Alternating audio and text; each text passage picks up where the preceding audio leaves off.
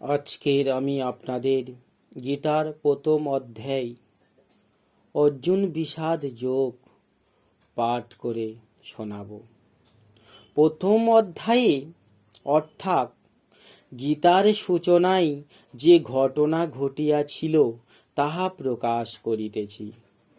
কুরুক্ষেত্রে প্রবেশ করিয়া অর্জুন উভয় সেনা দলে আত্মীয় স্বজনকে যুদ্ধার্থে প্রস্তুত দেখিয়া গাণ্ডীব ধনু ত্যাগ করিয়া যুদ্ধে বিরত থাকিয়া শ্রীকৃষ্ণকে বলিলেন, হে কৃষ্ণ, যুদ্ধে আগত এই আত্মীয়গণকে দেখিয়া আমার শরীর অবসন্ন হইয়া পড়িতেছে।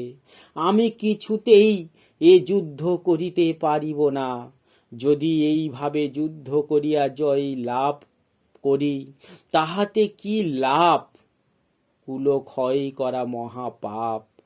তাই তোমারে আমি মিনতি করিতেছি, আমার এ পাপ কার্যে নিয়োজিত করিও না। পরবর্তী ভিডিওতে আপনাদের দ্বিতীয় অধ্যায় পাঠ করে শোনাবো।